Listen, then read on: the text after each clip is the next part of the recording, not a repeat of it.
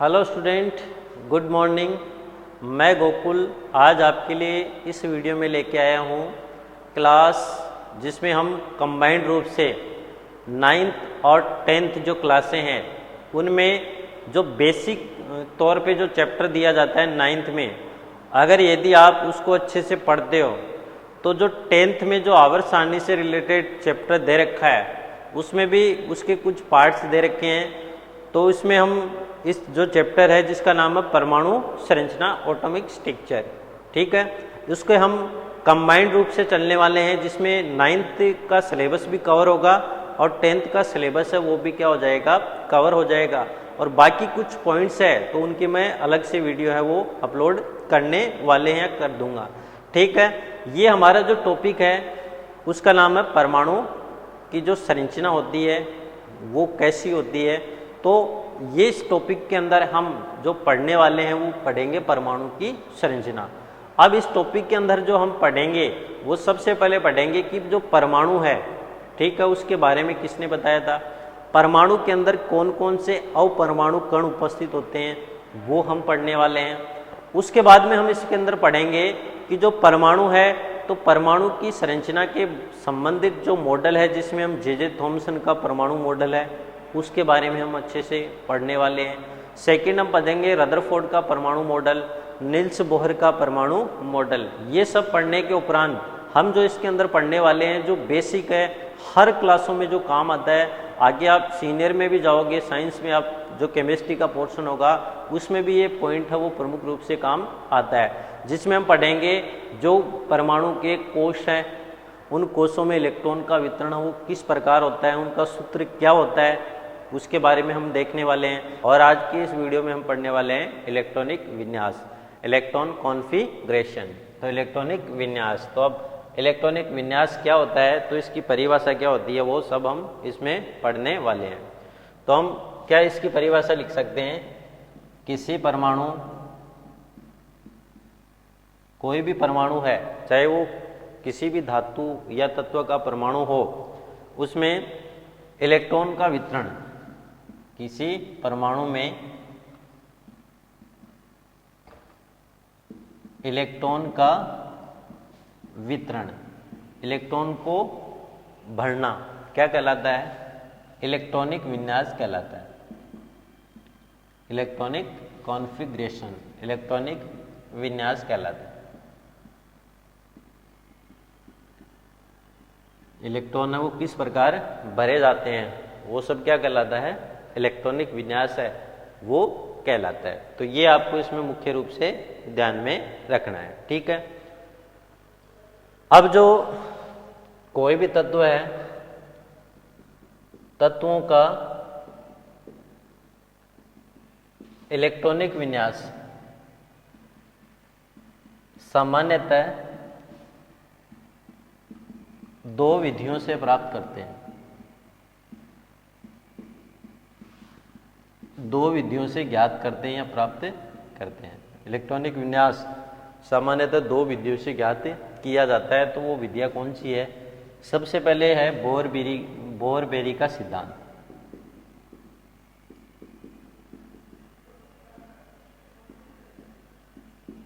ठीक है। और जो बोर-बेरी का सिद्धांत, और सेकंड है ऑफ-बाउ का सिद्धांत, बोर-बेरी का सिद्धांत और ऑफ-बाउ का सिद्धांत। अब देखो बोर-बेरी का सिद्धांत क्या कहता है, बोर-बेरी का सिद्धांत जो है वो कोशों में इलेक्ट्रॉन के वितरण को दर्शाता है, कोशों में इलेक्ट्रॉन के वितरण को प्रदर्शित करता है। यानी जो कोश होते हैं उन कोश में इलेक्ट्रॉन कैसे भरे जाते हैं, तो उन कोशों में इलेक्ट्रॉन का वितरण जो हमने अभी पढ़ा है, जो पिछली वीडियो हमने उसमें देखा था कि कोशों में इलेक्ट्रॉन का वितरण कैसे होता है। तो वो सिद्धांत, बोर-बेरी का सिद्धांत कोशों में इलेक्ट्रॉन के वितरण को दर्शाता है या उसको परिभाषित करता है। अब जो ऑफ-बाउ का सिद्धांत होता है, ऑफ-बाउ का जो सिद्धांत होता है वो कक्षकों में इलेक्ट्रॉन के वितरण को दर्शाता है। तो ये आपको इसमें अंतर इतना ही ध्यान रखना है, कक्षकों में इलेक्ट्रॉन का वितरण प्रदर्शित करता है।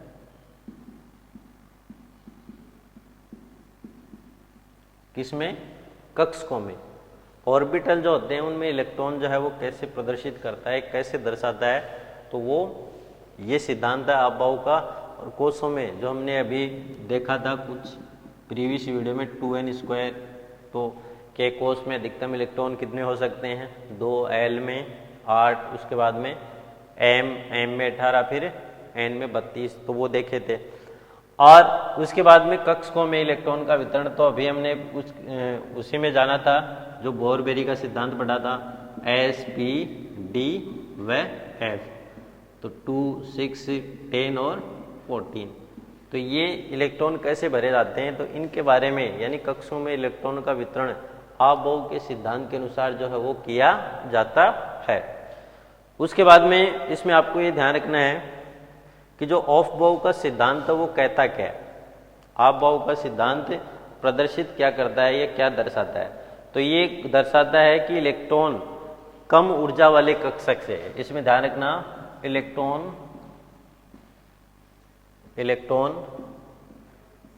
कम ऊर्जा वाले कक्षक से अधिक ऊर्जा वाले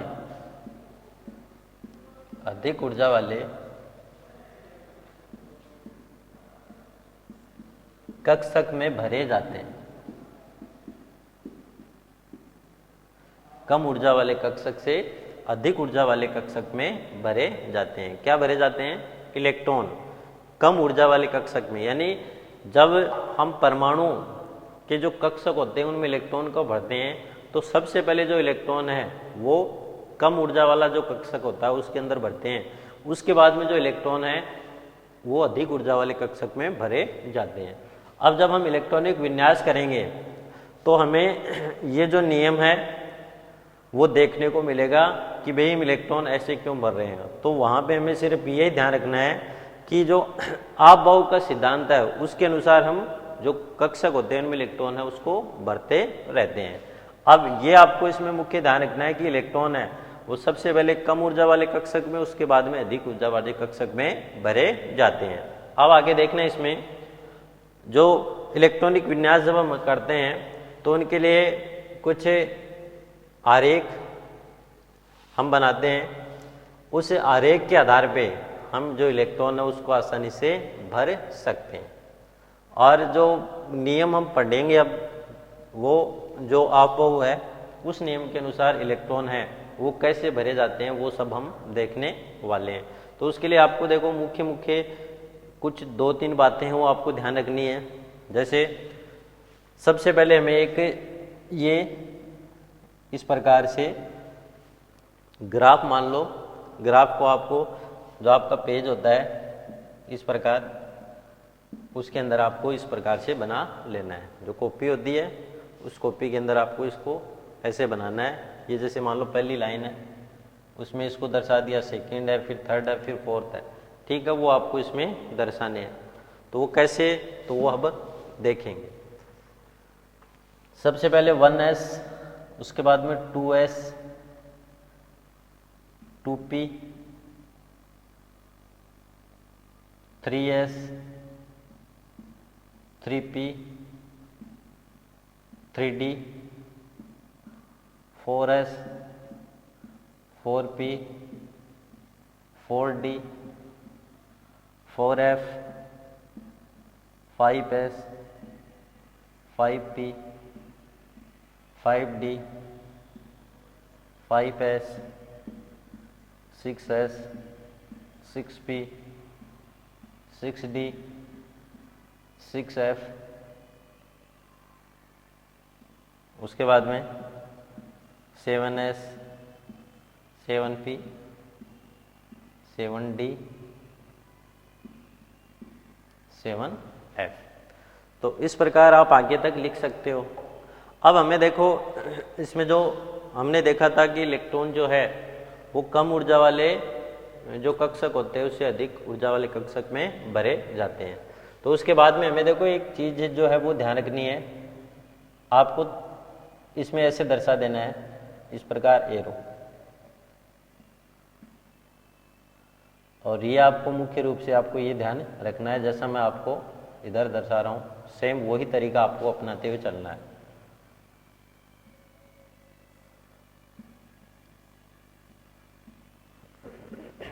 ठीक है, फिर इधर से भी आप कर सकते हो ऐसे। उसके बाद में ये इस तरीके से चलेगा जो यहाँ पे एट एस आता है। ठीक है, वो आपको करने, लेकिन आप इतना अगर ध्यान में रखोगे तो आप आसानी से इलेक्ट्रॉनिक विन्यास को बना सकते हो। ठीक है, अब देखो ये हमें तरीका ध्यान में रखना है। इस तरीके के आधार पे हम कोई भी परमाणु है या कोई भी तत्व है उस तत्व का हम आसानी से इलेक्ट्रॉनिक विन्यास जो है वो कर सकते हैं। अब देखो कक्षकों में इलेक्ट्रॉनिक विन्यास करने का तरीका, तो इसको आप ऐसे लिख सकते हो, यह है कक्षकों में इलेक्ट्रॉनिक विन्यास, इलेक्ट्रॉनिक विन्यास करने का तरीका। कक्षकों में इलेक्ट्रॉनिक विन्यास करने का ये प्रमुख तरीका है और इसके आधार पे हम कक्षकों में आसानी से इलेक्ट्रॉनिक विन्यास जो है वो कर सकते हैं। ठीक है,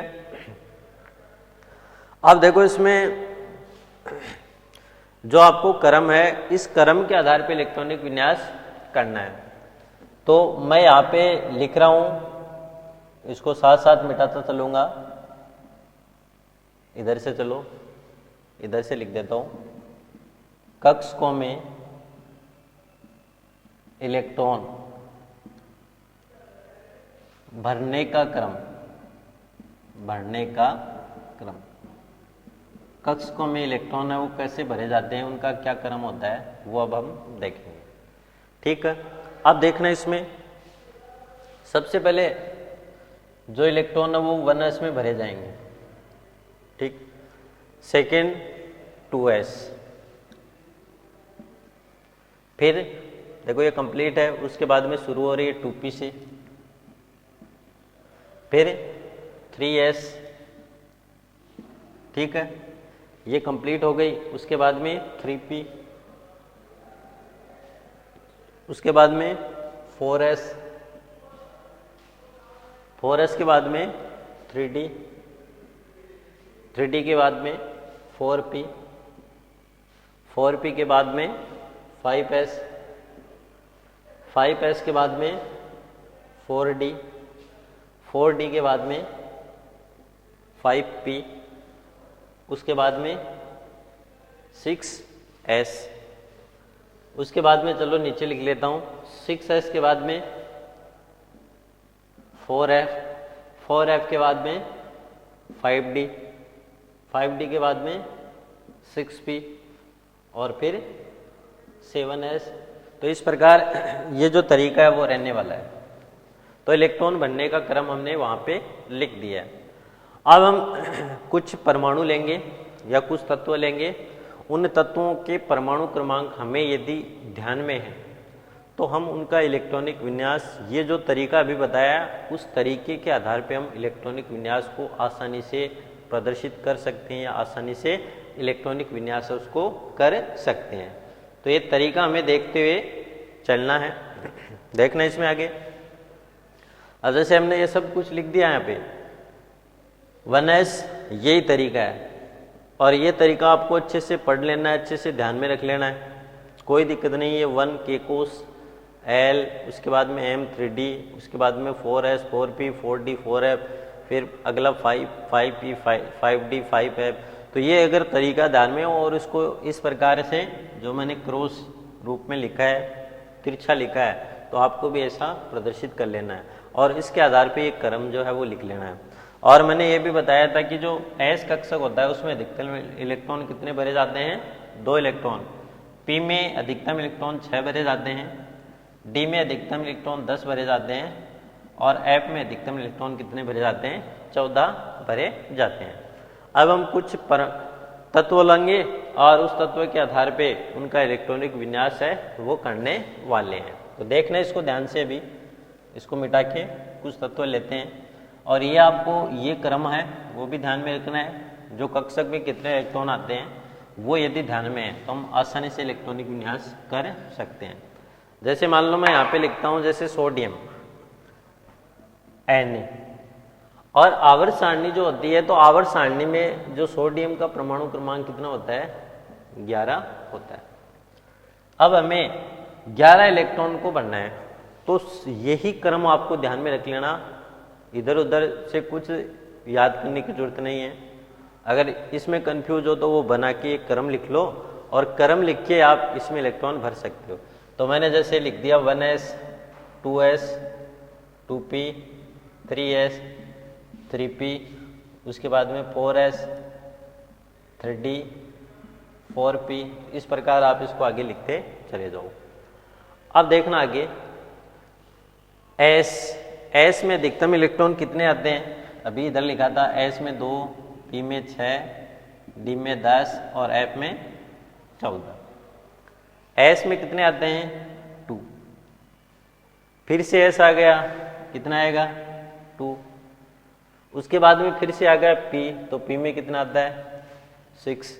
अब इसको जोड़ के देख लो 1s 2s 2p 6, तो देखो 2 2 4 और 6 10 हो गए, टोटल कितने बनने हैं 11, और बाकी एक इलेक्ट्रॉन किसके अंदर भर दो, इसके अंदर आप भर सकते हो।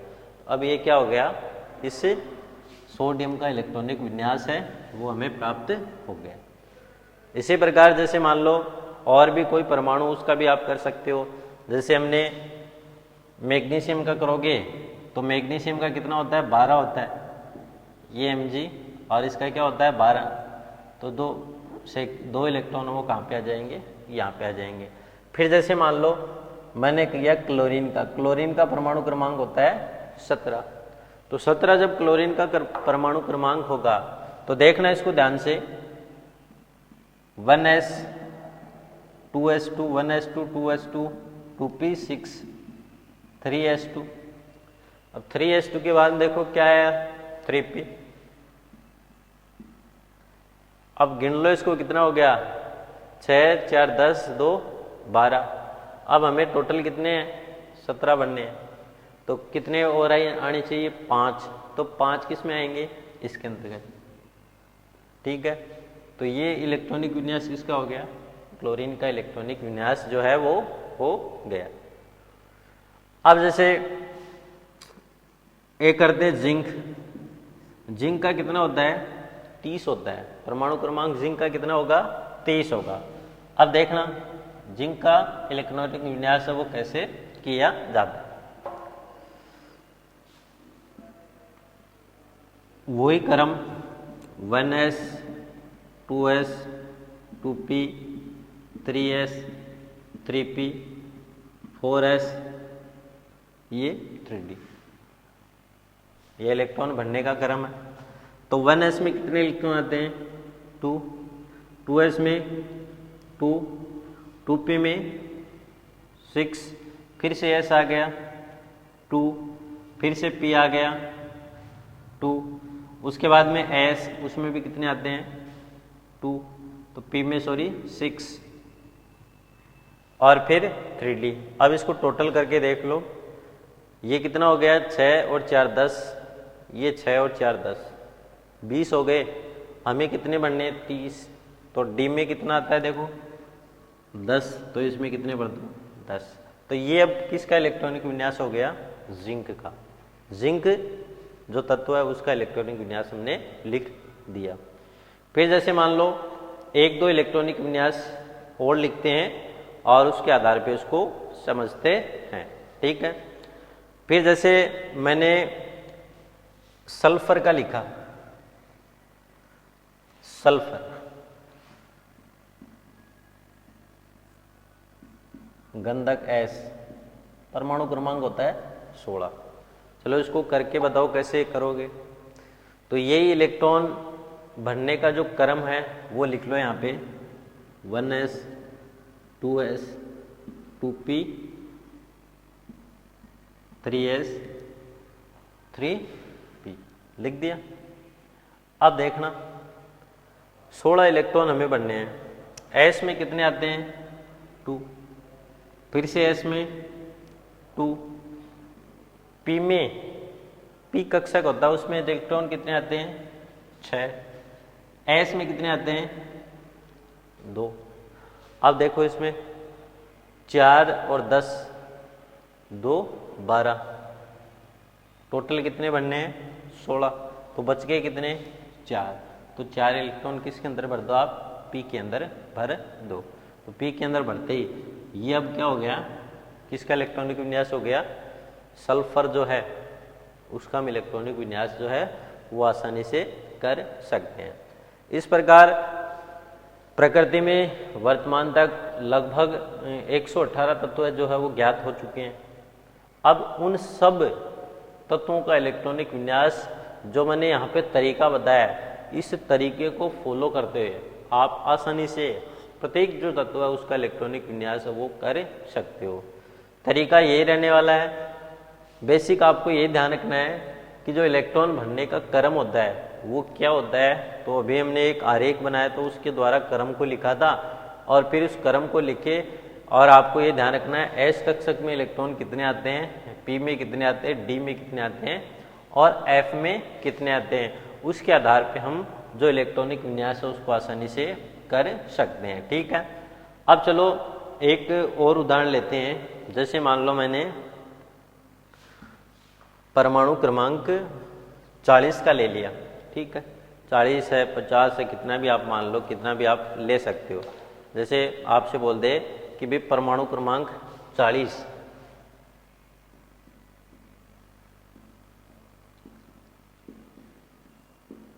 परमाणु क्रमांक 40 पे जो भी तत्व है उसका आप इलेक्ट्रॉनिक विन्यास कीजिए।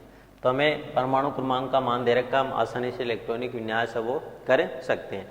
तरीका यही रहने वाला है। तो 1s 2s 2p 3s 3p 4s उसके बाद में 4s के बाद में 3d 4p 5s उसके बाद में 4d फिर 5p आता है। तो ये आप देख लेना, जैसे जैसे इलेक्ट्रॉन भरेंगे उसके अकॉर्डिंग ये आप बना सकते हो आगे। तो S जो होता है उसमें अधिकतम इलेक्ट्रॉन 2, फिर इसे S में 2, P में 6, S में 2, P में 6, S में 2, उसके बाद D में 10, उसके बाद में P में 6। ठीक है, उसके बाद में 5S में 2 और D है उसमें आते हैं 10 और P में आते हैं 6। तो ये हमने भर लिया। अब हमें कितना इलेक्ट्रॉन बनने हैं, टोटल 40 बनने हैं। तो देखो इसमें 4 6 10 और ये इधर 20 और ये 30, 6 36, उसके बाद में 37 38। चलो ये तो आएगा ही नहीं इसमें, 38 इलेक्ट्रॉन तो हो गए। अब बचे कितने 2 इलेक्ट्रॉन। तो बचे हुए 2 इलेक्ट्रॉन आपको कहाँ रखने हैं, यहाँ पे रखने हैं। तो इस प्रकार हम परमाणु क्रमांक जो 40 पे तत्व है उसका आसानी से इलेक्ट्रॉनिक विन्यास कर सकते हैं। तो इस प्रकार हमने आज की इस वीडियो में जो इलेक्ट्रॉनिक विन्यास करने का जो तरीका होता है वो सीखा। इलेक्ट्रॉनिक विन्यास होता क्या है, तो हमने ये भी जाना कि परमाणु के जो बाह्यतम कोश होते हैं उनमें इलेक्ट्रॉनों का वितरण करने का जो तरीका होता है उसी को हम इलेक्ट्रॉनिक विन्यास बोलते हैं। सामान्यतः इलेक्ट्रॉनिक विन्यास है वो बोर-बेरी का जो सिद्धांत है उसके आधार पे करते हैं, अर्थात जो कोश होते हैं इनमें इलेक्ट्रॉन का वितरण है बोर-बेरी सिद्धांत के अनुसार करते हैं। और कक्षकों के अंदर इलेक्ट्रॉन का वितरण जो है वो ऑफ-बाउ का सिद्धांत होता है उसके आधार पे किया जाता है। जो हमने इलेक्ट्रॉनिक विन्यास अभी करके देखा, एक आरेख के द्वारा हमने समझा कि परमाणु के जो बाह्यतम कोश होते हैं उनमें इलेक्ट्रॉन के भरने का क्रम क्या होता है। ठीक है, और हमारा जो अगला वीडियो रहेगा उस वीडियो में हमें देखना है कि कुछ आवर्त सारणी के अंदर कई तत्व ऐसे हैं जो अपवाद के रूप में हैं, उनका इलेक्ट्रॉनिक विन्यास वो कैसे किया जाता है उसकी हम चर्चा अगले वीडियो में करने वाले हैं।